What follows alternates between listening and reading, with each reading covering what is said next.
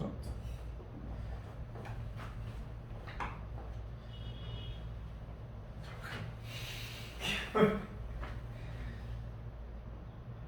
Ah, tá. Agora sim. Só pra saber na hora que eu vou cortar, vai. 3, 2, 1. Boa tarde, bom dia, boa noite, pessoal. Tá começando mais um episódio do podcast Vai Depender. E hoje eu trouxe esse rapaz que estava prometendo a gente um episódio, ele veio cumprir a promessa, Gustavo Leão. E aí, Aleph, galera. Primeiramente, obrigado pelo convite, né? E vamos falar sobre psicologia e alimentação, que tem tudo a ver. Eu pensei, na verdade, eu fiz lá o post no Instagram, como é que surgiu aqui a ideia da live, da gravação. A gente fez um post aqui no Instagram, eu falei sobre a psicologia e a alimentação, mas eu queria essa visão do profissional da nutrição para a gente ter um bom senso aqui, que realmente não é só de psicologia, eu sempre gosto de falar, a gente tem o corpo e tem a mente trabalham em conjunto. Então vamos entender fisiologicamente como é que funciona, vamos entender psicologicamente como é que funciona, culturalmente, vamos falar aqui de muitos assuntos aqui. Como é podcast, tempo livre, né? Que nem a live você tá meio que regrado, meio preocupado com tudo, aqui é uma conversa que vai além. Então, Gustavo, eu trouxe aqui algumas pausas pra gente conversar, pra gente trazer pra todo mundo. E eu também trouxe até uma pergunta que fizeram, trouxe também antes aqui de fazer o podcast, que fizeram pra mim, pra gente conversar sobre. Mas vamos deixar mais pro final, vamos primeiro falar dos assuntos aqui. Beleza.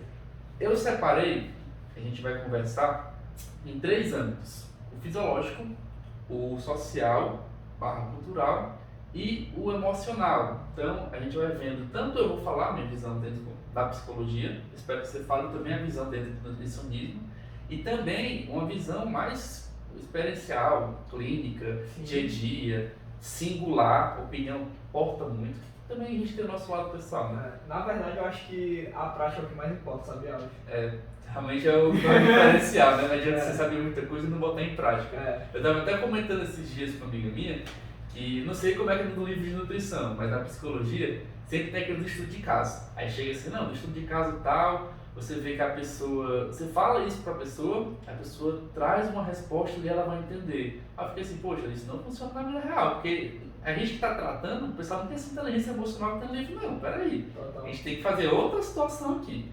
Mas vamos lá. Partindo do começo, do princípio, a gente tem que, primeiro, antes de falar da psicologia e da nutrição, a gente tem que entender os pontos fisiológicos. Então, a primeira pergunta aqui, a origem de tudo da nutrição. Para que serve a alimentação? Para nutrir. Eu acho que o nome já diz tudo, né? A alimentação serve para nutrir, só que as pessoas acham que é uma nutrição apenas fisiológica.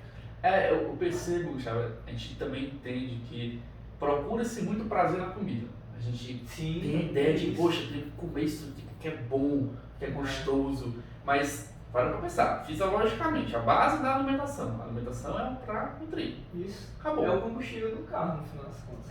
Eu gosto sempre de fazer analogia e, querendo ou não, a nutrição é o combustível que você precisa. Se você botar combustível adulterado, seu carro não funciona bem. Se você fazer aliar combustível bom, seu carro vai funcionar muito bem, concorda?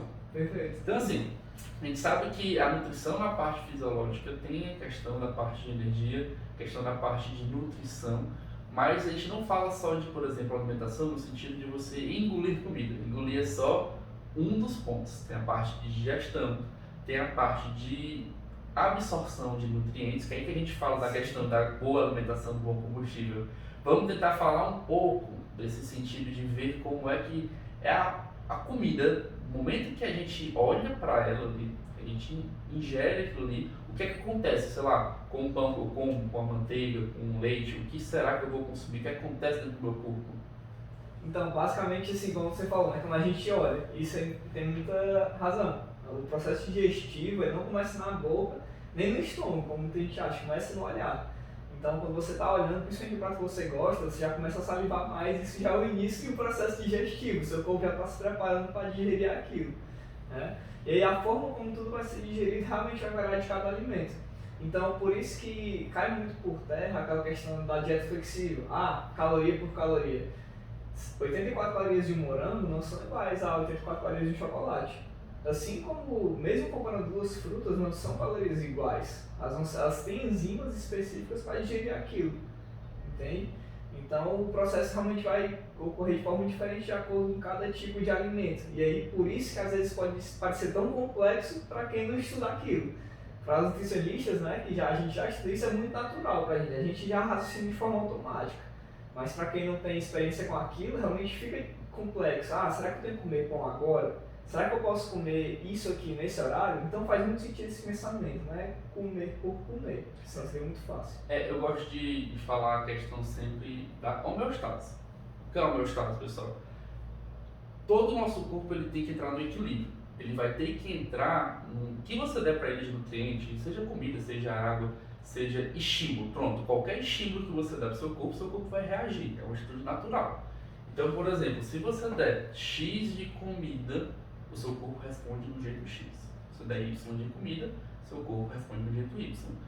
Estamos falando aqui indiferente, independente também do que você come, mas e sim o ato de comer. Eu gostava de falar uma coisa muito legal, que a gente vai falar mais na frente na parte social, que é a questão de comer com os olhos. Aí a gente vai para outro ponto. A gente primeiro tem que se focar mais aqui na questão fisiológica. Mas realmente a gente não come só com o paladar. Todos os 5 sentidos eles funcionam na alimentação. E voltando um pouco na questão de o quanto você come, ele vai responder, a gente pega, por exemplo, quando a gente pensa em estratégias de comida, estratégias de dieta. Se você está comendo um valor maior de caloria, logo você vai ter um ganho. Um valor menor, você vai ter uma perda. E um valor médio, valor basal, como é que chama o valor basal, você vai ter uma constância, não é isso? Mas, Gustavo, eu acho que é interessante a gente falar, não necessariamente o valor calórico é igual ao resultado desejado. Como você mesmo falou, 86 calorias de chocolate não é igual a 86 calorias de morango. Por quê? Mas aqui, assim, acho que eu vou além, na verdade, porque o pessoal se prende muito aos números. E agora eu vou falar uma coisa que muita gente não deve saber e vai ficar chocada. Assim, quando a gente diz alimento X tem 100 calorias, isso é uma estimativa. Por exemplo, sei lá, tal alimento de 100 calorias no Aleph pode significar 80 calorias. Em mim pode significar 120.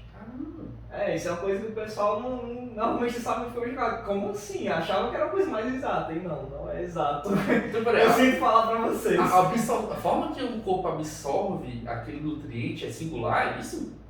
Não, pelo contrário, é diferente. Entendeu? E não, pronto, é singular. É de acordo com cada situação. Inclusive, eu com 20 anos, eu com 40, vou absorver o mesmo alimento de uma forma diferente. Mas isso tem muito a ver, por exemplo, com, não sei, intestino mais lento, sei lá, metabolismo. Tem a ver muito com sensibilidade à insulina, tem a ver com a tua flora intestinal, né?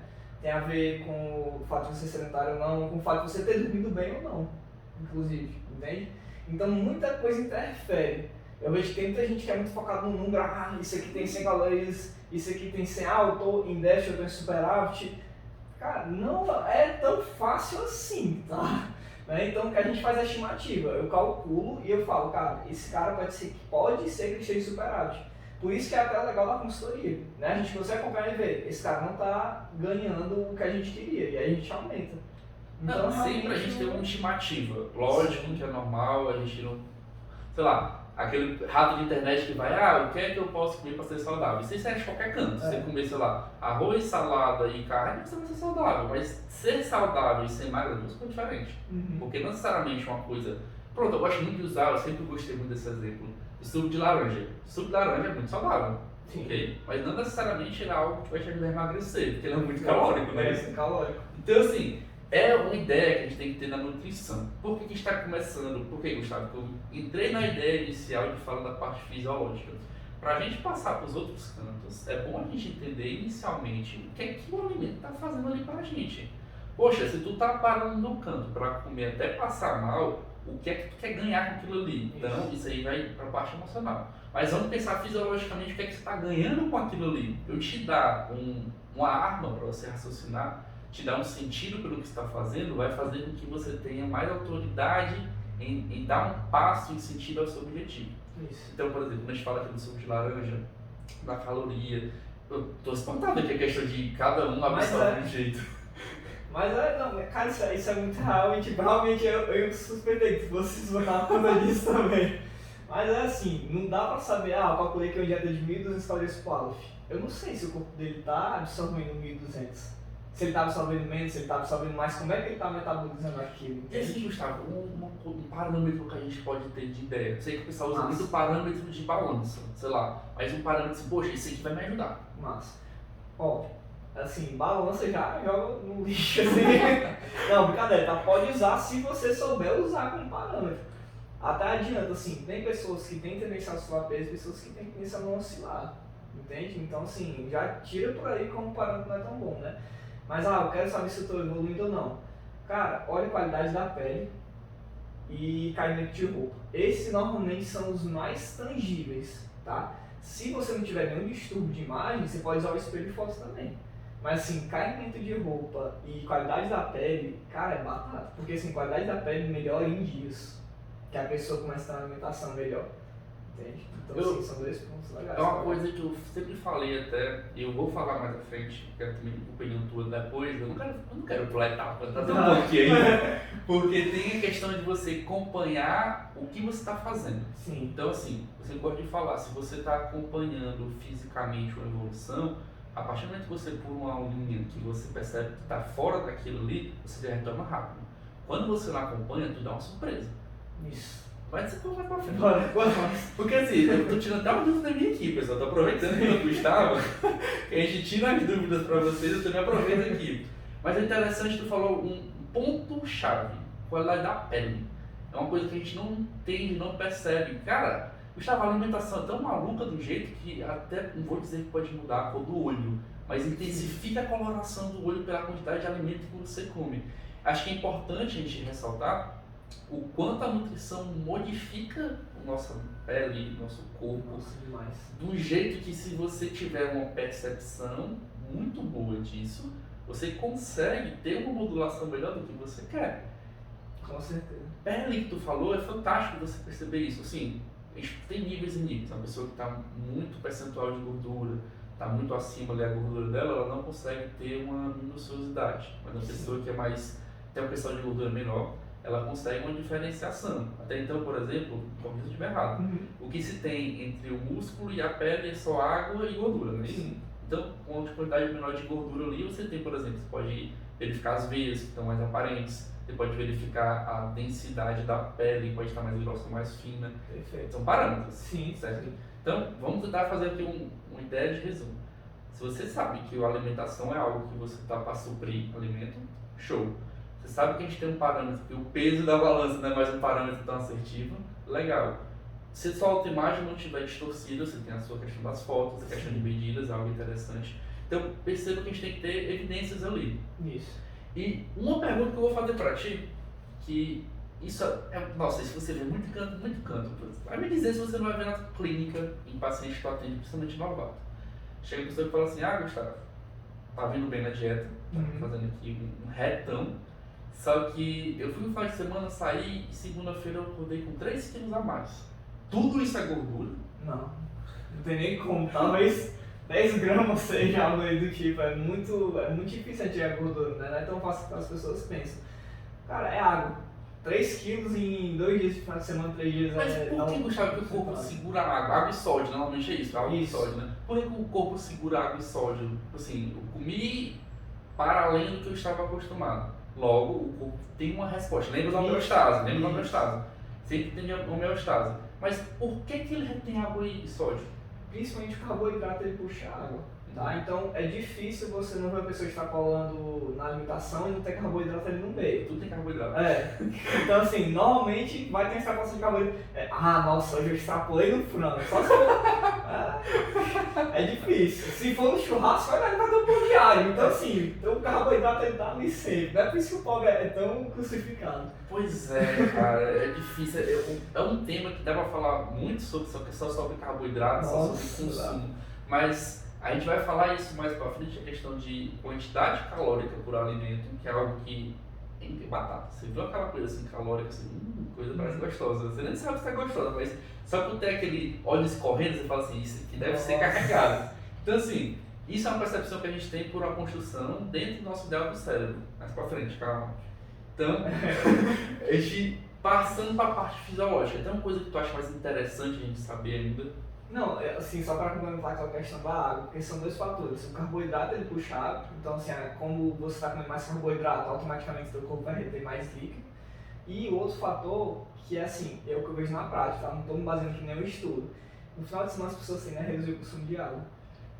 É difícil encontrar uma pessoa, a não ser que ela seja, cara, tá muito envolvida com o meu fitness. Normalmente elas reduzem, mesmo que inconscientemente. E fora também que o álcool também tira a retenção, mas no dia seguinte você Incha mais. incha mais, né? Vamos lá, o que é que normalmente acontece? Muito carboidrato, pouca água, e é o que as pessoas pensam. Quanto menos água você bebe, mais seu corpo vai armazenar, porque ele não quer correr o risco de faltar água. Então, carboidrato, pouca água e o álcool, que vai te desidratar no momento inicial, mas na segunda e na terça você vai acordar que nem um baiacu, Cheio de água. parecendo um balão de água, entendeu? Então, normalmente são esses três fatores. E mais ou menos quanto tempo? Só pra ter uma ideia, tipo assim, finais de semana, sei lá, eu comi muito carboidrato, bebi, então só comi carboidrato, só bebi. Quanto tempo eu tô ali pra poder voltar a tirar esse desinchaço, mais ou menos?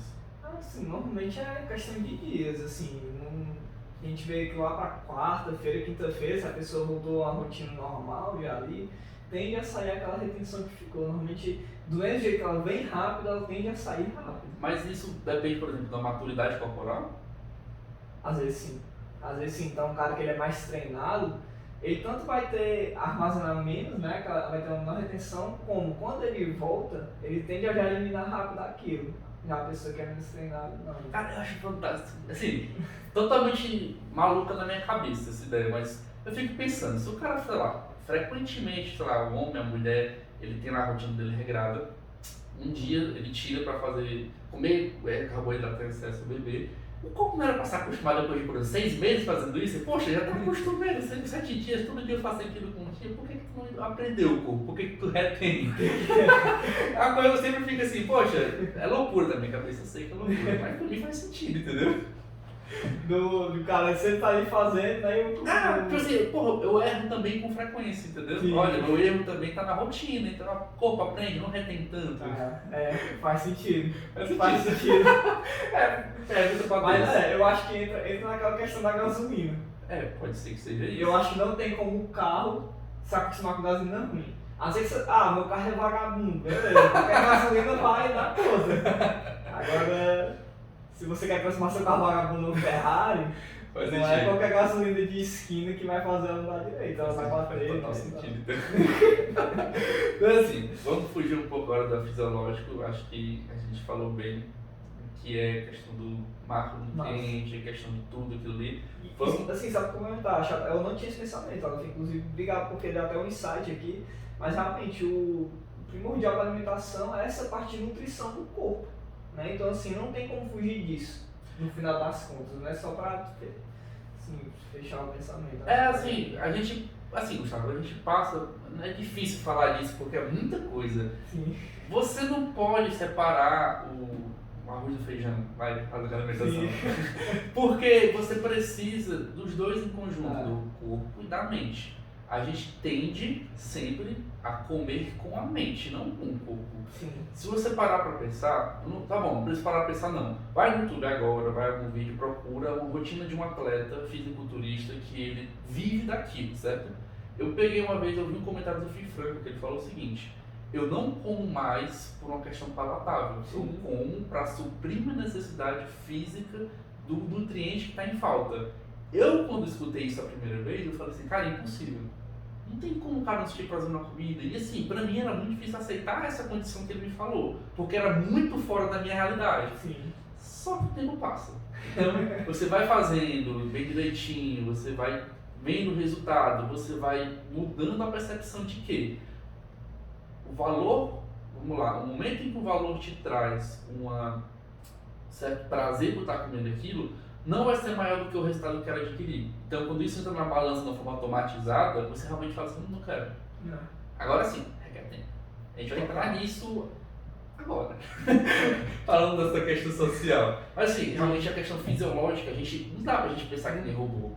Vai, se fosse assim tão fácil, alguém que pegar caso de pessoa que tem gastrite nervosa, ou uma pessoa que tem um tipo de problema de aquela bactéria que deixa H. pylori. H. pylori, pronto. É uma demônio. Se tiver H. pylori, você vai assim, olha, você não pode comer nada com fritura, você não pode... É bem restrito, É né? bem restrito.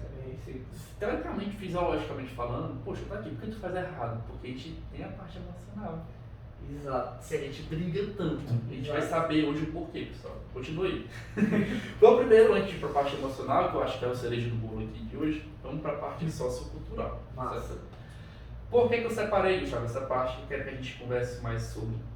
Porque eu quero entender e discutir contigo pontos da sociedade que a gente vive, que a gente acaba se alimentando da forma que a sociedade ela impõe pra gente, porque a gente aprendeu com ela, e isso reflete diretamente o que a gente quer.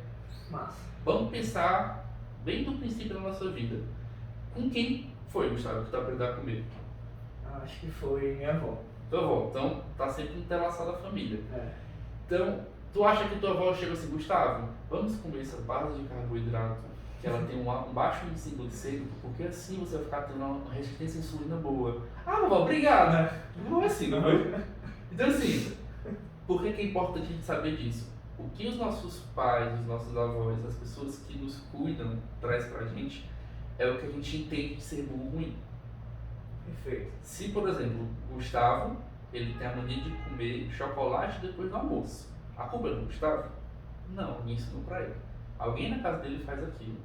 Então, é um elemento sociocultural que a gente está falando aqui, que vai de encontro ao que você está tendo dificuldade hoje. E, Gustavo, o que é que tu acha que vai fazer a pessoa mudar esse comportamento sociocultural? Cara, eu acho que assim, não tem como fugir da terapia, da psicoterapia. De verdade, eu acho que assim, não tem como. Nesse aspecto aí, a pessoa quebrar paradigmas sobre a alimentação que ela tem, coisas que ela não gosta de comer. Assim, na nutrição comportamental, tem estratégias. Tem. Tipo, arroz embaixo do feijão, pode, né? Ou feijão em cima do arroz? Vamos fazer isso no arroz, né? Isso é uma ideia sociocultural, né? Não, mas aí, assim, tem essa estratégia da nutrição comportamental, mas assim, pelo que eu vejo da prática, tá? Também nutrição comportamental, assim, eu uso muito a nutrição comportamental no consultório, mas eu não me debruço estudando. Pelo pouco que eu vejo que as estratégias da nutrição comportamental, sem a ajuda da psicoterapia, elas são eficientes quando a pessoa tem um grau mais baixo de problema com a alimentação. Vou botar problema com a alimentação.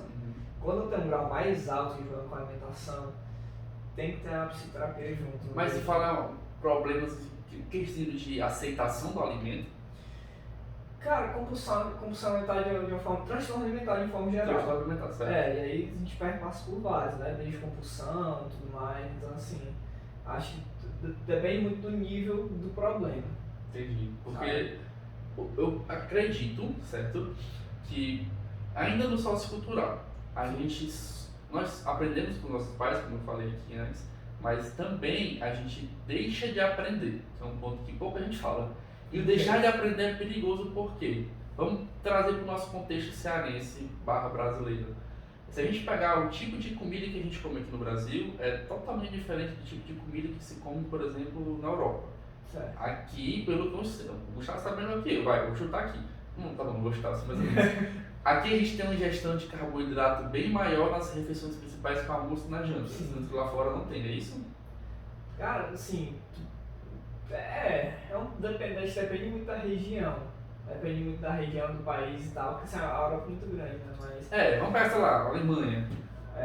Cara, pra ser bem sincero, eu não sei, mas aqui no Brasil, com certeza, almoço e jantar são onde a gente come mais carboidrato. Pra mim, a base, todo mundo perguntar, qual comida brasileira? Arroz e feijão. Dois carboidratos. E se uma pessoa diz que faz só 2 refeições no dia, normalmente é almoço e jantar, ela não vai fazer 2 lanches. É engraçado, Gustavo, até pronto. Eu lembrei agora de uma cultura que a gente pode comparar. A Ásia, comida asiática. Mas, cara, eu tive a experiência, eu fui pra São Paulo, tive a experiência de comer num restaurante lá asiático. E eu fiquei impressionado. Tipo assim, cara, isso aqui, a alimentação aqui tem carboidrato e aqui tá proteína. Você precisa comer os dois. E não tem uma refeição principal, né? Tem as refeições lá, como fosse um bolinho de arroz, um bolinho de alguma coisa. Mas mesmo as refeições que não é principal, tem um valor muito grande nutritivo. Cara, bolinho de arroz. Tinha um prato lá dele que era um macarrão com uma carne de porco. e o molho, ele tinha totalmente balanceado. Tinha uma porção de carne grande, ali uns 100 gramas, e uma porção de carboidrato ok. Então, assim, é bem balanceado. Aqui, por exemplo, se você for chamado para um canto, você leva tudo para feijoada, o que tem de proteína é do pouco do feijão, eu acho. Nossa, proteína é o problema do brasileiro. Então assim, por que é interessante de saber dessa condição? Uma pessoa que vem de fora para cá, vamos regionalizar melhor. Tu sai do Ceará, e tu tá acostumado a comer cuscuz, pra ir morar no Rio Grande do Sul. Entendeu? Acho que qual é uma região do Brasil que tem mais variedade em carboidrato que o Ceará? Cara, eu acho que não, eu acho que é mais padronizado. Acho que as outras regiões mais padronizadas. Porque assim, se a gente parar pra pensar, o troféu aqui do Brasil do Ceará é o cuscuz, que a gente gosta muito de cuscuz. Se for lá pra baixo da Bahia, tem o acarajé. Acho que o acarajé não, o acarajé é um carboidrato, mas não é tão bom quanto o cuscuz não, questão de valor calórico. É um pouco mais gorduroso, né? Então, acho que realmente o Ceará tá na frente, né, nisso aí. Nesse aspecto aí vai ser que sim. Então assim, é interessante te ver, porque se a gente levar para um âmbito mais dia a dia, na alimentação cearense, você tem uma variação entre o cuscuz, o pão, a tapioca. Se a gente levar, por exemplo, para a parte mais sul do Brasil, tem alguma ideia do que é a alimentação de lá? Vai ser mais diferente daqui, né? Porque, é bem diferente. Por exemplo, quando me deparei para São Paulo, eu vi que lá não tinha muitas padarias. Não tem. Aqui em Fortaleza, qualquer esquina, pessoal, você encontra uma padariazinha vendendo alguma coisa. Lá eu não vi. Eu já achei estranho. E as que tem são bem simples. Eu digo mais, quando você, por exemplo, para naqueles locais que é pra comer, sei lá, pronto, cara, tem o pão de mortadela, eu acho que é lá na feira de São Paulo. Gustavo, é outro mundo. É um negócio que é 2 pratinhos de pão e meio quilo de mortadela. Eu fico assim, meu Deus do céu, pra mim tem mortadela. Assim, é uma coisa cultural. Isso não tem. E eu digo mais, se trouxer isso pra cá, não faz sucesso. Não. Porque culturalmente a gente gosta mais, por exemplo, da tapioqueira aqui do Ceará. A gente ia jogar o mortadela fora caçar com pão. E precisava manteiga ainda, né? Então assim, outra coisa interessante, a questão de montar a comida, cara. Eu tô pensando nisso agora. A forma que a gente monta a comida aqui é bem única, culturalmente falando, certo? Se a gente fosse, voltando para a regionalização do cuscuz, a gente tem 2 coisas aqui no Ceará, principalmente de Fortaleza, que é as tapioqueiras, que é bem conhecida, e todo canto tem cuscuz com alguma coisa, cuscuz com carne, cuscuz com ovo, cuscuz com frango, certo? A montagem de comida daqui da gente é até mais regrada, assim, acho que quem vive no design cearense consegue viver bem. Mas, costume regional, vamos pensar um pouco.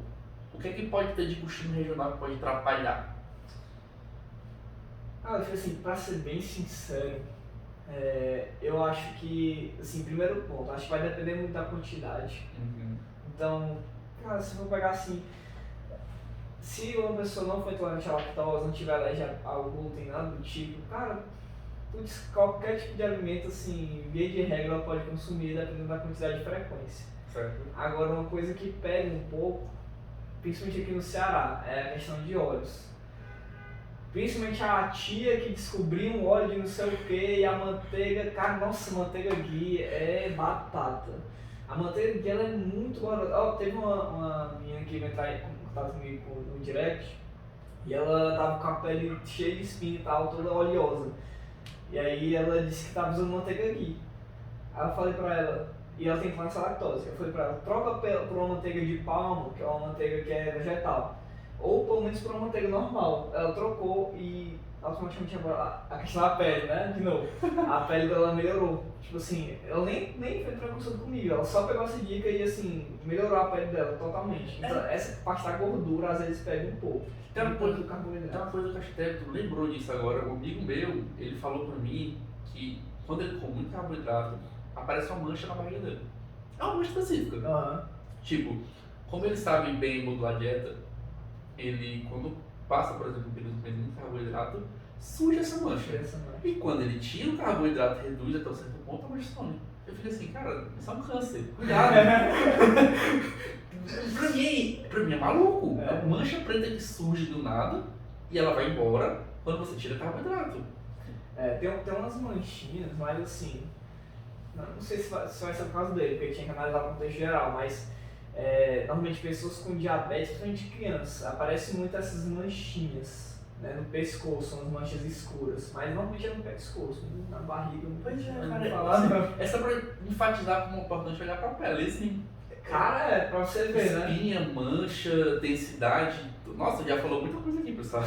A pele normalmente responde muito rápido. Então assim, já que a gente não tem problemas que a regionalização pode trazer na alimentação, eu acho que a gente pode falar também das limitações que pode ocasionar. Como por exemplo, eu estava até comentando contigo antes de começar aqui a gravação, que tem uma região, eu não lembro onde é especificamente, que a vaca sagrada você não pode comer nada da vaca, nem leite, nem carne. Sim. Então assim, é uma limitação que pode ter problema. Outras limitações que ocorrem também, por exemplo, a pessoa que é vegana, que é vegetariana, Sim. elas têm limitações ali que pode influenciar no, por exemplo, o quanto de nutrientes por dia ela vai ter que ingerir para poder suprir aquilo. Isso pode prejudicar e o que isso pode mudar pra gente aqui? Não, perfeito, assim, dos veganos que normalmente acontece, é baixa vitamina B, por exemplo, né? Mas aí tem vários exemplos, né? A pessoa que não come muita carne, ou até a pessoa que come carne demais, né? Então, assim, essas limitações realmente geram problemas. Normalmente os exageros são que geram problemas. Por isso que quando tu fala, a comida regional, ela atrapalha, cara, se você comer as quantidades normais, assim, de uma forma, clichê, mas equilibrada, dificilmente vai te causar problema. O problema normalmente está nos excessos. É assim, é bom a gente falar do... Vamos lá, vamos batizar aqui. O que a gente está trazendo aqui? Problema, barra ideal, barra, sei lá, entrar no equilíbrio, é diante do que você se propôs para você, para o que você quer e onde você quer chegar com aquilo. Perfeito. Eu, Aleph, sou diferente dos objetivos que, por exemplo, o Gustavo tem. Talvez seja o mesmo, não sei, mas a gente, cada um tem sua singularidade. Não adianta eu dizer que a pessoa, por exemplo, eu gosto de cuscuz, eu não vou comer cuscuz porque vai atrapalhar no que eu quero para mim para crescimento, sei lá, muscular. Não, talvez não, mas aí vai com o que você está fazendo. Eu vou dar até um exemplo, Gustavo, de um paciente, usando o hábito social. A família dele tinha o costume de toda semana, 3 vezes na semana, ir numa cafeteria específica e tomar um cappuccino, certo? E ele se culpava muito, dizendo que não posso mais ir para a cafeteria, ou então eu vou e me sinto mal depois de tomar o cappuccino, porque eu sei que cappuccino é muito carregado de açúcar, muito calórico, então aquilo faz muito mal para mim, certo? Eu falei assim, cara, vamos pensar comigo. Você está fazendo uma reunião de família, um momento de família, e que ele te dá um agrado. Tu tirar isso vai ser bom pra ti? Por quê? Porque eu quero chegar no meu objetivo. Show! Então faça o seguinte, saiba que quando você não for, é por conta do objetivo. E quando você fazer essa falta, você identifica se realmente fez a mudança. Porque não adianta tu cortar, tu não perceber, por exemplo, é que tu cortou e não mudou nada. É que tu não teve ganho nenhum com aquilo. Então, você se perceber aonde você quer chegar, é bom pra você chegar no teu objetivo. E parece simples, mas é uma coisa que você não leva em consideração. A gente vai falar um pouco mais à frente da questão emocional, mas o que você tem que entender é que a gente precisa saber o que leva você a não fazer uma coisa que você gosta. Se você é uma pessoa que todo final de semana gosta de sair para beber, vamos dizer esse exemplo que é bem comum no Brasil inteiro. Poxa, eu vou tirar meu final de semana com meus amigos para beber porque eu quero ter meu resultado. Cara, se você quer ter o resultado, sim. Mas e aí, é o que você quer? Ou você quer você quer continuar, para além disso você quer o resultado? Porque vai ter uma barreira que você vai parar ali, concorda? Nossa, aí vai parte nutricional, vai parte física, vai parte emocional, vai tudo de uma vez. E outra, assim, 2 exemplos aí. Eu acho que vai muito de ajuste, sabe? Assim, eu falei a questão lá no início da nossa conversa do morango com chocolate, né? Mas vamos lá. Essa comparação que eu fiz pode até fazer sentido se eu como morango e chocolate todo dia, por exemplo, substituindo um pelo outro. Mas uma vez na semana normalmente não faz diferença. Então, por exemplo, a cafeteria. Normalmente esse cara aí come o que no café da manhã, se for trivial? 2 ovos, 2 fatias de pão, tem um que come até 4 fatias. Eu tô comendo 8. Pronto. Então, cara, já é outro nível. Eu tô comendo 8 já. Aí o cara come frutas, come uma aveia, beleza. Na cafeteria, o cara não vai fugir muito disso, vai ter os 2 ovos, tu vai pegar ali, talvez tu nem pegue tanto pão assim. Ou seja, aquele açúcar do café, não estou dizendo que ele é igual o carboidrato do pão. Mas, cara, sabe como tá vendo como as pessoas se bitolam muito às vezes? Mas é assim, no final das contas. Mas é assim, Gustavo, é a questão de permissibilidade. É o quanto você se permite para fazer alguma coisa. Numa situação dessa em si, o fato dele entender que não está sendo permissível com ele mesmo, de furar um plano que ele seguiu por conta da família, deixava com que ele ficasse emocionalmente triste. Perfeito. Então, assim, não é eu concordo contigo, nutricionalmente falando, poxa, se eu tirar 2 pão daqui e pegar o copinho de café, o cappuccino da vida, não vai ter diferença. Show! Mas a ideia de eu abrir mão do que eu quero, do meu objetivo, por conta daquilo, me deixa triste. Entendi. É Ele isso. tem que ter essa percepção. É isso que pega. Entendi. Porque, querendo ou não, o problema da permissibilidade, acho que é isso mesmo, palavra, se estiver errado, desculpa. Mas A gente acabou de inventar. deixa eu inventar, né?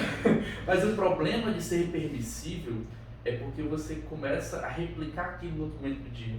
Entendi. É isso pode ser o medo. Entendi. Porque, às vezes, Gustavo, a gente tem medo de se liberar de alguma coisa, com medo de não se controlar depois. Entendi. Não, perfeito. Eu acho que isso aí faz muito sentido. E, claro, né, vai depender de cada caso, mas acho que tem muito a ver também com, não ir nesse caso, tá tudo bem pra mim, eu tô me sentindo bem com isso, e vai fortalecer o meu psicológico da disciplina. Sim. Porque é uma fase que eu tô escolhendo passar pra depois na frente tirar um pouco o pé do acelerador, sabe? Eu acho que, cara, essa coisa conta muito também. Eu tô vendo insights na minha cabeça, que é o seguinte, eu gosto de comparar, eu sei que muitas pessoas não entendem muita analogia com o carro, mas eu acho que é relativamente simples de entender. Eu gosto muito de comparar o processo de emagrecimento, de hipertrofia, mudança de composição corporal de forma geral e até mesmo de saúde, com a corrida de Fórmula 1. Não, a corrida de Fórmula 1 não é uma linha reta, concorda, né? Sim. Ela é um circuito, tem retas, tem curvas, tem curva aberta, Tem tem curva stop. fechada. Cara, perfeito, então no ponto que eu ia colocar. No processo, é que nem a corrida de Fórmula 1. Tem a reta maior da corrida, que é aquela reta que o cara põe o pé no acelerador, na 8ª marcha ele não tá nem vendo o freio.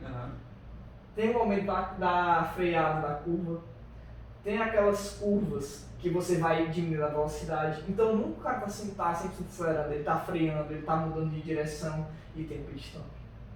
Se ele não parar para regular alguns pontos, em determinados pontos do processo, o carro vai quebrar, ele não vai completar a corrida. É a mesma coisa no processo de emagrecimento e hipertrofia. É a mesma coisa. Vai ter horas que você vai ter que parar. Eu não queria parar, vou perder tempo. Não. Se você não parar, lá na frente a conta vai chegar. Aí tu vai ver o que é perder tempo. Cara, assim, engraçado até porque a gente tem limitação humana. E você se privar socialmente de você não fazer alguma coisa é um problema que te gera outros problemas. Tem problema de pertencimento, tem problema de você se sentir vivenciando aquele momento, compartilhando uma experiência. Você se privar de tudo isso por alguma coisa com o seu objetivo, cara, ótimo, beleza, é o que você quer, mas se você conseguir conciliar isso, é o mundo perfeito. Perfeito. E talvez, nesse momento que ele esteja negando um pouco essa parte social da alimentação, seja o momento que ele esteja naquela reta que eu falei. Cara, não, eu tô aqui, eu tô sentindo que eu tô no momento da reta. Pra lá na frente, ter o momento das curvas do pit stop. O problema é que a galera vem na reta e nessa empolgação, o cara, ele passa a reta. Ele passa a reta, né? Entendeu?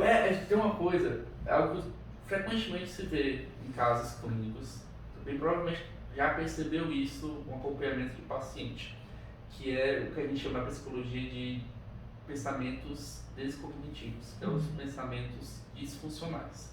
O que são esses pensamentos? Tem várias categorias deles, mas o mais frequente na alimentação é a questão do pensamento de tudo ou nada. Nossa. Então, nessa reta, esse exemplo que a gente está dando é esse pensamento. Ou eu vou com tudo na dieta aqui, eu deixo de viver, ou eu não faço. O problema de ser permissivo vai para aí. Quando você se permite tomar aquele café, você no outro dia pensa, pô, já tomei o café ontem, então tô aqui hoje. Aí no outro dia manteiguinha mais que um café da manhã. Isso. Por exemplo, olha, às vezes a gente tem que se colocar no canto que a gente está, nas condições que a gente tem, certo? Eu vou falar do exemplo de viagem. Poxa, quando você está em casa, com sua cozinha montada do jeito que você quer, com os alimentos disponíveis, você come de um jeito. Se está na viagem, você come de outro. Se você não perceber que aquilo ali é só naquele tempo, e quando você voltar, você vai ter o que você tem em casa, o mindset de fazer com que isso dê certo, ele é libertador. A palavra é essa. Porque de duas a uma. Ou você vai lá, entende essa condição, poxa, eu tô viajando, logo eu tenho que ficar tranquilo, eu vou comer o que tem aqui, eu vou tentar o máximo possível dentro do parâmetro ficar tudo certo, eu volto ao canto normal, não vou ter tanta diferença. Se eu tiver só por um tempo, 3 dias de retenção, ó, lembra, são 3 dias de retenção. Então é só por um tempo. Agora eu chegar lá assim, poxa, quer saber, não tem nada, eu vou comer de tudo. E quando eu voltar, quer saber na cor, eu volto na quarta. Segunda-feira eu começo de novo. É muito mais difícil. Nossa, cara, tu pegou um ponto assim, chave pra mim. Aí, pra mim, os pacientes que têm mais resultado a longo prazo são os que sabem, eles entendem muito bem isso. Ah, vou viajar. Eu tenho duas opções. Ou eu nem lembro que existia alimentação saudável e exercício, ou, putz, estou viajando. Ah, eu sou de acordar cedo, vai. Minha família vai acordar mais tarde e eu vou ficar mexendo no celular sem fazer nada. Putz, estou aqui viajando pra uma praia, caminhando na praia.